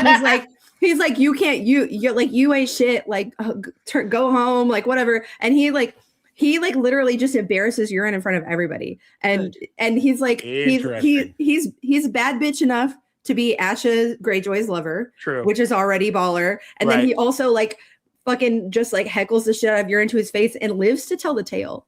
That's so that's crazy. like some crazy ass balls on that guy. Anyway, that's my 7. You can literally just roll his balls over all the other knights because it's so large, you know what I mean? Like, and just crush the ball underneath the thing of it. Like, it's like everybody's like, Sir Pounce? Sir Pounce. No, we don't want to put him in danger. No, we don't want to put Sir Pounce in danger. We gotta hot pie that motherfucker and keep him off screen. It's true. Yeah. It's like, no, you gotta do again. Targaryens aren't doing too well. That's true. That's very true. Oh no. Yeah, that's true. That's true. I just remembered. Oh my god. All right. So we bring it up all the time. It's one of our favorite ones. We got to move on to our next one, which it is, y'all. It's the cunt of the week. There's no cure for being a cunt. Cunt. A horn-blowing cunt. Cunt of cunts. You cunts! You fucking know it. You fucking love it. It is the cunt of the week for this episode, the 4th episode of A Night of the Seven Kingdoms. Again, we're gonna rip it on over to Meeks. Meeks, who is your cunt of the week? Fucking Bracken. Fuck that guy. Yeah. Bracken. Fucking shitty ass. I hope it sticks together and it itches. And I hope you can't scratch it because your clothes are too thick. There ain't no preparation H in the Seven Kingdoms right now and stuff like that. Like, I hope everything bad is happening up there in that shit. Yeah. Like, how dare you ruin a moment where somebody would have stood up and might have said something had you not stood up and shat yourself in public. Yeah. Rude. It's like Bracken the butthole. You know what I mean? Like, he's just a butthole now. He's just like the most famous butthole ever, and not for a good reason. You know what I mean? Like, I don't know if there could be. Yeah, okay. I think that's a great. I'll allow it. Yeah, I'm with Maria. 100%. Like Stevron the betrayer. Stevron. Who the fuck is Stevron? Stevron. No. Oh yeah, Sir Bracken Breakwind. Okay. Bracken of the swamp ass, absolutely. I love that. Yeah, it's like Bracken of the swamp ass over there. Stefan the betrayer. I think that's a great pick for this. I mean, certainly. I mean, it's the most. Was that anybody's pick? I mean, that's my pick. Yeah. Is that your pick? Fine. That's why I kind of chimed in now. It's there. It's fuck that guy. Fuck that guy. Fuck that guy. He's like, no true knight. Rotten to the core was true. That was like the first thing that Raymond Raymond said about him, and that has. Yeah, and that has bore that type of fruit. Well, and we see where it got them because we really see a lot of the Fossaways later on. So many of them. They're everywhere, aren't they? There's like really 20, did a great job. There's so many goddamn Fossaways. Yes. Did somebody say like, oh, this is where like the green Fossaways happen? Yes. So this moment where Stefan betrays Raymond.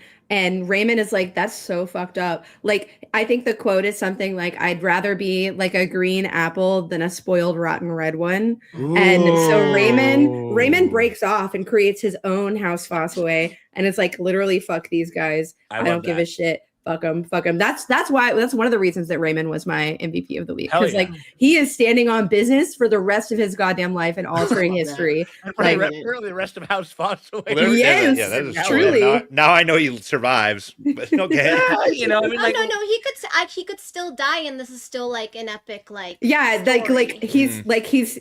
He is gonna have this stand right now, and then TBD on what happens because this thing is historic and it's going to be historic, and whether who wins who loses, so everyone involved is going to have a big dynamic story about them. So like I could see a world it could go either way, and he'd still be kind of. Well, and also didn't even Darren also say where he goes like, "Hey, ring my fucking bell and get me out of the thing." Like because apparently like, if you can somebody like that's my energy.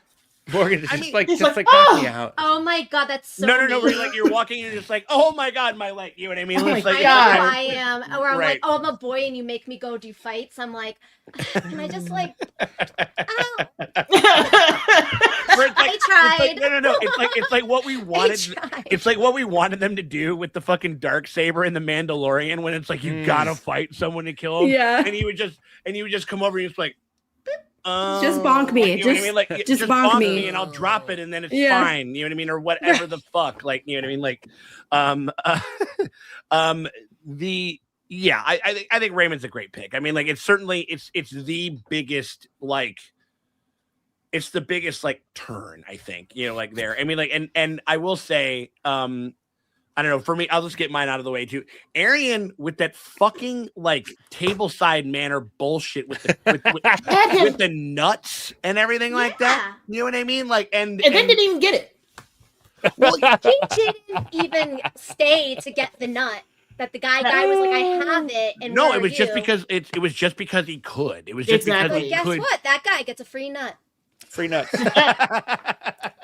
Now who's the loser? Now who's the loser? Who was that fucking weirdo? That guy was like, he was so funny. I mean, like, that was Lord Ashford. That was Lord Ashford. Lord Ashford. Maybe put a bow on it. Go give it to your daughter on her name day because she's not getting anything else. Nothing's we're done, happening ma'am. there. You're not getting nothing because else. you know what? A trial by 7 doesn't have a Queen of Love and Beauty. So she doesn't even get her fucking moment. Right. It's true. At all. It's true. I mean, like, yeah, I think it was justice for Gwynny. Justice for we're gonna keep ringing that horn. We're gonna keep blowing that horn because like not enough people know. I mean, like, and yeah, Suarez has it. His actor is so enjoyable to hate watch, and that is truly he's such a when you see him in interviews, he's so freaking shy in interviews. He's like, yeah. He's very demure. You know what I mean? Like, he's like, sir, that's how you know it's the mark of an actor. He was like, I just want to shout out Finn Bennett here for a minute because he is so goated, like complete opposite of Arian. Mm-hmm. Not only is he in a relationship with an indigenous baddie, she's beautiful. He like lifts her up and it's like, I love this. And then he also like is exactly there with Baylor's actor, like putting out the good fight and standing up for what he believes in. Like complete 180 of Arian. I mean, we've known this has been true since fucking Jack Gleason, where it's just like everybody has said he was like what he is like the biggest cunt on wheels that you could possibly imagine, but he's like the sweetest kid. He's like the sweetest little Irish boy, like you could ever imagine. You know what I mean? Like IRL, and like that's, you know what I mean, and that's usually how that goes. You know what I mean? Like I think. I mean, he's been stupendous over there. Shit. I mean, like cunt of the week, Morgan. Who do you got over there for your my dumbass? What? Not only my dumbass number 1 for being too sick to get to the bar. That's fair. Also, actually, I have to say, if I had never read the books, this is just like 10 out of 10, perfect episode, everything I want. And it's still great. I still love it. But in the back of my little head, I just remember reading it for the first time, and that before any royals or Targaryens believed in Dunk, he's walking to the tourney, and all of the small folk are like gassing him up, being like, "Yeah, you're my hero. You're my..." Oh, interesting. Before anybody, like any highborns, he knew anyone was on his side, like, or it was like before he, like the general public knew that he had people on his side. Right. They were just like, "Yeah, you did what was right." Word travel fast. We are watching news from outside of the United States right now when we're getting like our fucking perspective on the shit that's going on. And you know so what I mean? I was like, and now they're gonna have that scene probably either next week or the week after. But I'm like, it's a little bit more powerful when it's before the general, like the bigwigs are publicly on his side. He is the loser. He is gonna die. He is going to like. He's like, oh, I'm going to my death right now. No one's gonna like stand up for me, or if they are, like, I'm gonna lose. And it's just like, all the small folk are like gassing him up. Yeah. And that's just my dumb cunt instead of we got one gassing him down. The gas, all right. We got the gas for sure. Pate, I mean, like Steely Pate did the whole "for you a copper." The copper thing, And they said that in the original. I guess I was reading like interviews where they were like, in the original script, they had the like Steely Pate's "you're a knight who kept his honor or kept his word or kept his vows." Yeah, they were gonna keep that in there, but I was like, man, I really did. You could have just had that like when he's walking. Morgan, you're being backed the fuck up in chat right now. Everybody is talking about it. They're like, Ira regrets not putting it in there. Apparently it made it in the scene. and it just got lost on the cutting room floor, and he really regrets not having it. Really? Oh, so Yeah. they did do it. Well, now I'm just like, you pieces of shit better. Like, See? fuck the Snyder cut. Now Let's you're get the less of a fucking- cunt. Yeah, Now you can't be. You're like Release half the a small cunt less. right. Absolutely. Yeah. Okay. Right, Good. absolutely. I was like, release the small folk cut. My God, only Morgan could take being ill as like a fucking personal failing. and No, shit she's like right that. though. Like, I wanted to Listen. see her ass there. I did. I looked at the audience and I was like, okay, so where's that's where is true. she? That's true. And I was like, Everybody maybe was she comes in scribbling. later. I was like, skip. Oh my God, I love that. Also, Gassing him like- and his son. No, but there is a thing where like when you're a book reader, you gotta get the shit out of your head because I'm like, I just want to be in the moment, enjoy Yeah. the show. yeah. And then I'm like, For sure. I'm being a cunt. This is great. Why? That's am I- honestly why I didn't reread before this show started. Yeah, that was my Oh mistake. yeah, right. Oh, yeah, because if it's been long enough that sometimes you're like, I can Mine's still. has been four. I got the main really broad points, but I can kind of still let it sort of organically sort of like live in its moment. And then you go back and read, and then you can kind of do all that other stuff. Yeah. Okay, all right. Well, Meeks, your cunt of the week. What do you got over there?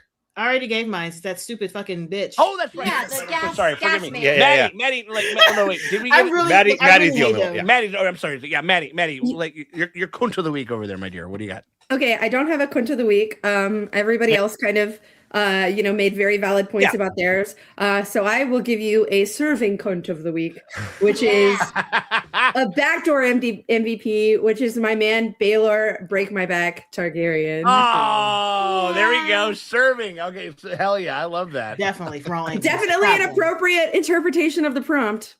Yes. Yep. We'll take it though. I love a roundabout way of going about it. He does. I mean, again, and it was well. It you know what? The other thing, and people have made. I think even like the Instagram or the TikTok of like HBO or in Game of Thrones or whatever it is. Like they showed the scenes side by side. They gave him the fucking Pedro like I will be your champion moment. Like and like they gave him that kind of that thing where it's like again we're looking for any fucking bit of light in the darkness that is this point in the story, and we have no idea how the fuck we're gonna get out. And again, you're a guy who's like, you don't have to do this. You don't have to do this at all. You don't have to like in a certain sense, like most people, or like He could have made somebody do it. Honestly, that was the other thing that I was a little bit. he could have made Mike somebody do it. Like I'm fucking Prince. I get over here. Who knows? Come Maybe here. he's simultaneously my MVP and the cunt of the week is Sir Lionel, because it's also like, you got a bunch of fucking badass fucking fighters in your shit. Just tell them to come on over. Well, no, here's the thing though. There has to be some people that would be down. That would be. I know why. I think it's because number one, I think the reason they're at this like little girl's birthday party in the backwater of nowhere, the reason they're there is because I think Targaryens have a bad like they're not. The polls are down. The polls are really down. They have no dragons. They're in their flop era. So this was supposed to be them. Embracing the small folk. Yeah. Kissing babies. And so he knows, oh wow, we shit the bed twice in a row. This is really bad. But also I am the heir to the throne. Aerion does not want to do this fight. He didn't think that Dunk would get champion. 7 people. Yeah. He only did this because he does not want to do this because he's good with a dirty trick, but he's probably not great. Yeah. And then also, Kingsguard are part of the opposing team. Kingsguard are not allowed to touch the king, old daddy. Yeah. Oh. Not allowed to touch him. So that takes like 2. Now he's this like bossed up guy who also, at least 2 or 3 people, can't touch him on that team. Yeah. I think it's 3. All he has to do is get in between them. Yeah. And be like, I'm lava. Like, whatever. Like, and so it's like, so he thinks that this is going to be a very easy kind of like, he's like, I'm going to win for this beloved hedge knight. This will be an epic tale. This will turn the whole tourney around. No one's going to be talking about horses or Mother Muppet getting her finger broke. No one will be talking about that. They'll be only talking about the 7-on-7, in how the heir to the throne came through for the small folk guy, Hedge Knight, and saved the day. And that will be the story. That'll be the headline. There we It's go. true. Yeah. There we go. Yeah. So, and that's what in his head, it has to be him. Because if it's like, Baylor sent in a guy, some other guy. No. cares. I was talking about Lionel. Like Lionel being like, I said Baylor could send this one. He said, right. Oh, Yeah. Lionel's messy. He Well, no, wants but to be in also it. he Right, like, but he's messy like, why did he have one of his guys come but he help just him? like, it's like, oh, we need 7. Fucking bring fucking Josh over. Hey, Sir Josh, come on over. You know what I mean? Like, there has to be one that would be down. You know what I mean? Like, and shit like that. Like, Or he's the lord of a great house. Like he could have commanded one of his bannermen to do it. that's what I'm saying. Yeah. I mean, like, I'm just like, you know, he was like, listen, I command, like, He could have knighted another one, huh? Sir Josh. yeah, listen, who wants it? Sir Josh, like, like, come on over, like, one of my favorite drinking buddies, like, you know what I mean, like, come on over, like, let's do this. No, I'm just having a jape, like the but Are you having a jape? are you having a jape over here? You sir, like, yeah, He's taking no. the mic. yeah. Oh shit! I've seen like 1 or 2 episodes of that show, but I haven't jumped through because like.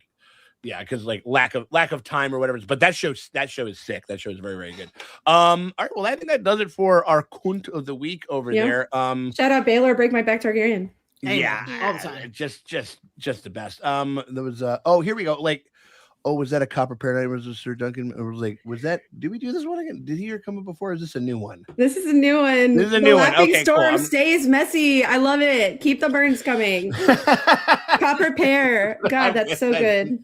No shit. And we also got Ex Machina over there. I'm curious if I saw this. This is a lovely end of the stream question here. I'm curious if y'all don't mind. What lessons do you all derive from the art so far? I think they're just kind of talking about like the show, about what it has to say about right and wrong, morality, knighthood. Well, we talked about this a little bit earlier, you know, with the whole idea of like, you know, the question of whether or not he was actually knighted.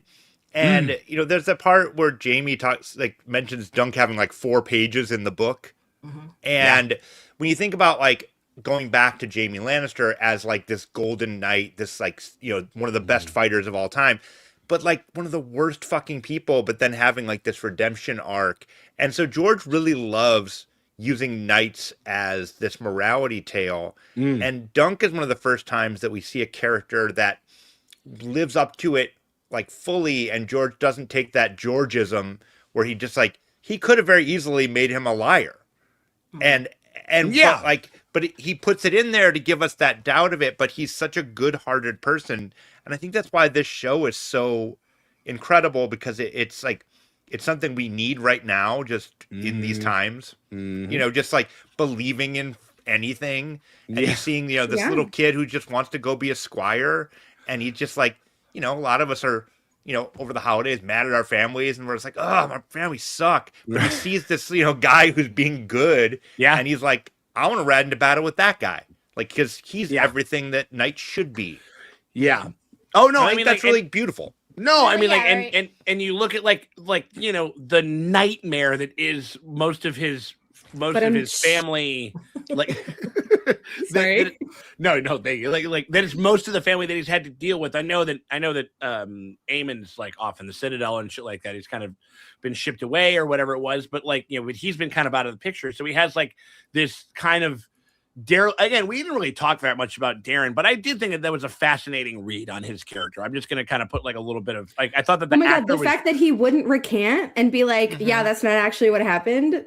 Like, what are they going to do? All because you don't want to get in trouble. Like, what is he going to do to you, really? Nothing but yelling, like, stop being a fucking dick and watch your fucking brother, bitch. Yeah. You didn't even want to take that. No, I That's mean, all like, that was. I think, like, he could have been a cunt of the week, actually. But, like, I think that there was such an interesting way that he played the role. There was a certain amount of humility, as in like he's going full Rick Sanchez. Is like, listen, I'm a fucking piece of shit. You know what Anybody I mean? who has my honor can keep it. I've got to use for it. Yeah. I mean, like, and I think that, but there was an element of a strange kind of humility to like his performance. Again, a shade that I feel was like probably augmented by the performers and by the writers and stuff like that. And like, it's all the better for it. You know what I mean? Like I think it's like in him being a dreamer and stuff like that. I just want to put like a little bit, just a teensy bit of like maybe not respect, but just to give him his flowers a little bit, because I thought it was a good performance and an interesting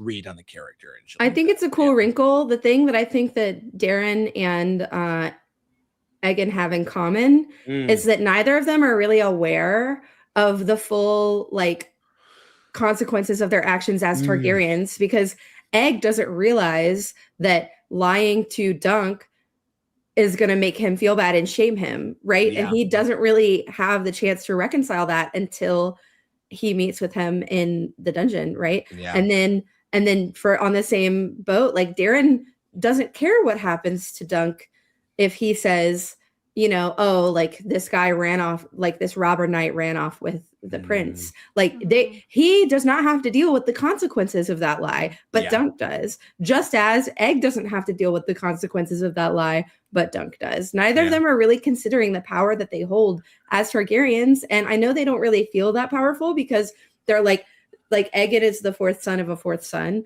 and Darren is the second son of a fourth son. And so like all of that, they're like, I don't, you know, whatever, I'm here.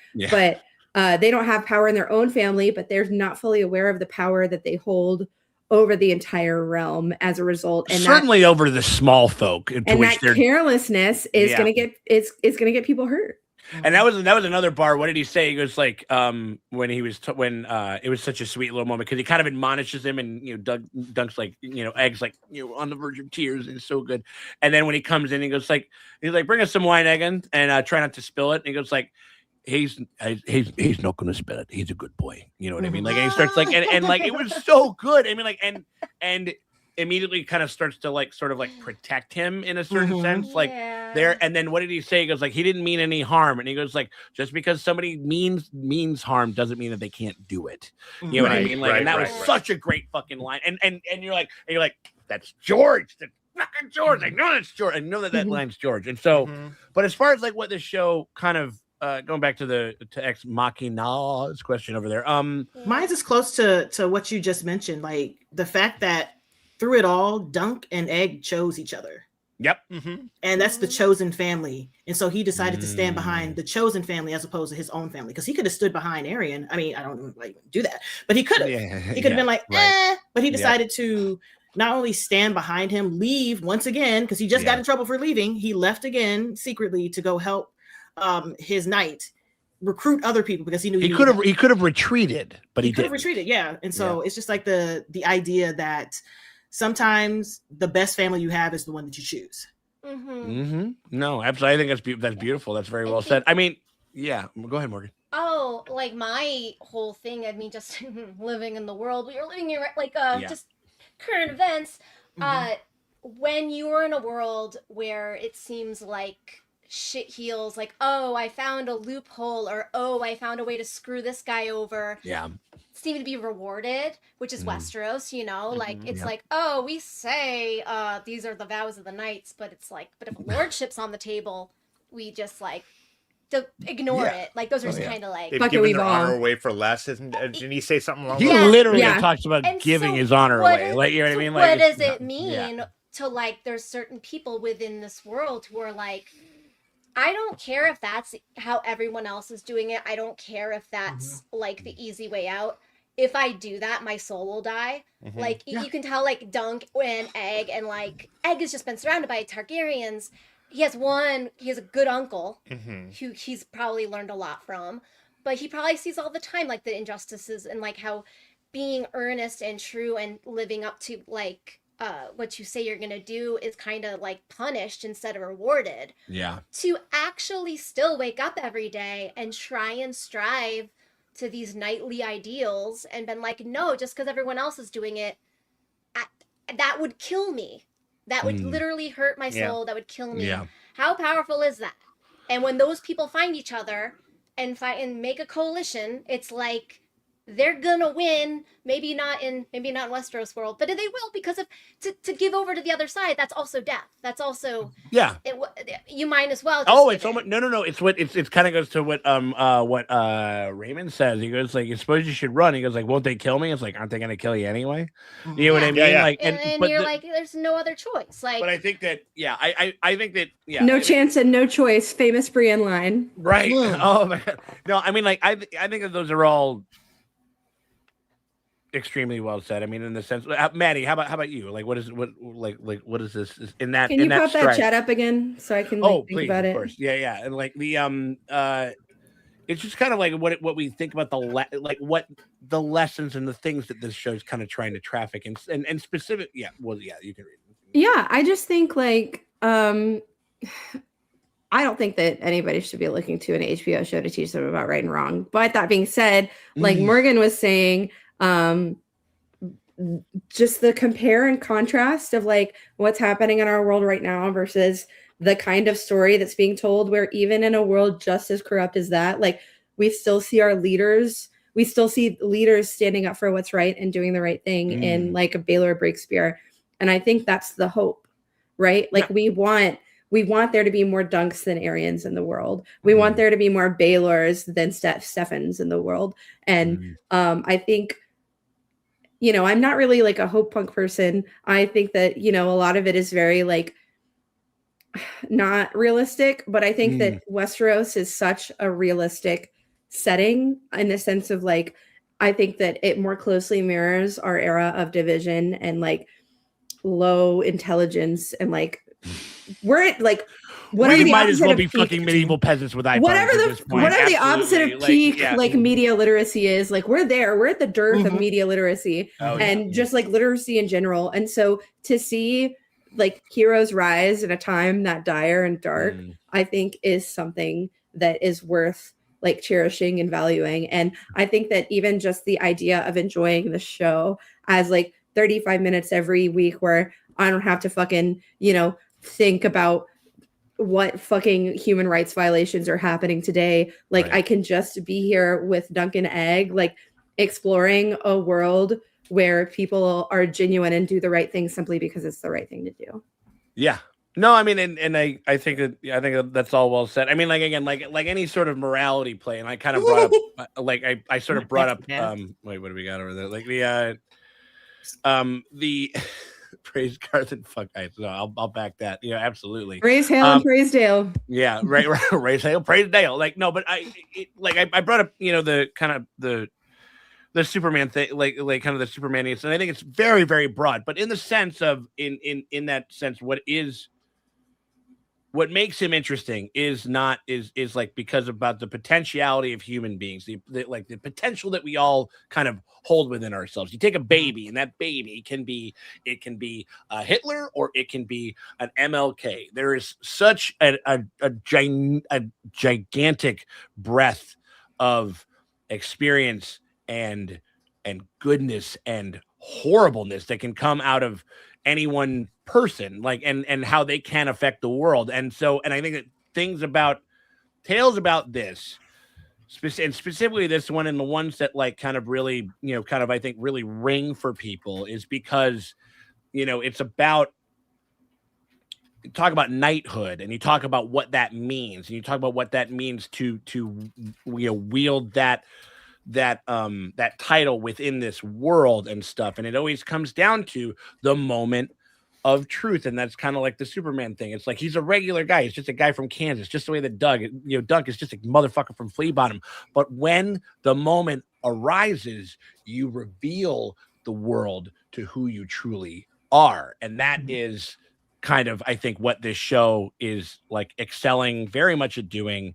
It's doing it through a tremendous amount of just like emotional warmth and cachet that these performers have been able to do, and the writers have been able to kind of profile and everything. And so I think that that's kind of, if we got to put a button on it, as far as like kind of the hopium type of thing that we're taking, you know, that we're kind of rolling with, which is kind of Maria's like, you know, super chat, I think, really sums it up well. We got here. It's like you become here we go, Maria. Yeah, of course. Like, you become a hero when you stand up for others, when you have the courage to, and when you have the courage to tell your friends the truth. We made it. I love it. I mean, like, I think that, yeah, I think that's about as succinct. I don't think we can end it on anything better than that. We appreciate you. Also, let's get fucking Maria back on the fucking on the fucking thing. Like, huh? I think so. I think we Maria over there. I'll be I'll have my people call your people, which just means I will DM you, Maria, like very, very soon, my dear. You have people now? Great. Yeah, it's like, oh, it's like, what did we have to give up for that, Sean? It's people. It's him turning around, putting on a hat. I'm so sorry. It's on a sweater. He's like, hold on, wait, hold on. I created a crypto. People. I'm so sorry. I created a crypto slush fund with the Patreon for this month, and like I just more people. There we go. Yeah. There we go. That's what I'm talking so many about. people. Oh my god. But yeah, so we got ourselves a lot of really cool guests and stuff like that. I think it's gonna be a sick couple of episodes. I'm so stoked for us to begin. Again, I cannot tell you guys enough how much I implore you guys to hit us both of our guests over there. Tell us, Maddie, where can we find you? What do you got going on? If people want to give you a follow, see what you're doing and everything like that. I do the things. I watch the shows, anime, K-dramas. Just finished Fallout, and I'm a big Fallout nerd. I have a gaming channel where I play the games. It's on my Manic Meeks Gaming. It's my gaming channel. My reaction channel is Manic Meeks. I'm also on TikTok now. TikTok, I make different videos. TikTok is literally just me talking about whatever I want. Video games, TV shows, whatever. How I'm feeling, how the it's so sick feel. Because it's like, it literally always starts like this, where it's just like, yeah. Yeah. All right, so I gotta tell you guys something right now. Exactly. Exactly. That you got over there. It's so great. Like, if I remember to use this, I'll use it. But if not, you're gonna get the handheld. It's gonna be shaky. So I talk about all types of things. Right. I'm also watching Bridgerton. So me too. Yeah. Fun. But yeah, that's what I'm doing now. I love it. Right. Hit us up on Maddie Meeks, and then also Maddie, where can people find you? You can find me at MK Ultra or Maddie K Ultra on Instagram. You can find me at Maddie K Plays on Twitter. You can find me at Maddie K on Blue Sky. I am all of the places. You can find me at Hillbilly Eilish on Twitch. Shout out courtesy Sean Tank Top. I think I coined that one at Con of Thrones. I think you right. Did. You were like the Hillbilly Eilish, and I was like, I'm stealing that. Right. I'm stealing that. Yeah, 10 out of 10. And then also, if you want to support me, find your friendly local gaming store and go in and check out some Warhammer. Warhammer is my day job. So just get involved with that and see what's up. It's super cool.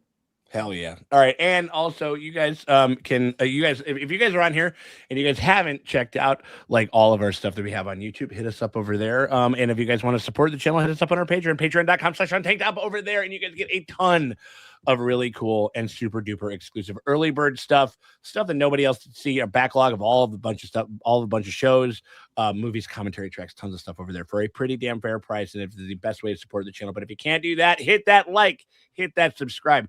Hit that heart button, because that shit always helps. It never fucking hurts. It does. We truly appreciate you guys for hanging out with us. We will see y'all in just a week's time. We got ourselves precious few of these. I cannot thank you guys enough for hanging out in the chat, for all of us over here, for Maria, from everybody up and down who did all of the super chats and stuff like that, all of the OGs and everybody that threw in. We really cannot thank you guys enough for being a part of the conversation. This is one of the good things, and we will goddamn make sure that we shout out all you guys for that. Again, we appreciate you guys very much for hanging out with us. Check you guys next time. We'll see y'all in a week's time after we've watched the penultimate episode. It's only one more episode. Oh my god. All right, we love you guys. We talk to you later. You guys take it easy. Be safe. Take it easy. Fuck ice. Amen. And you guys take it easy, and we will talk to y'all all later. day, every day.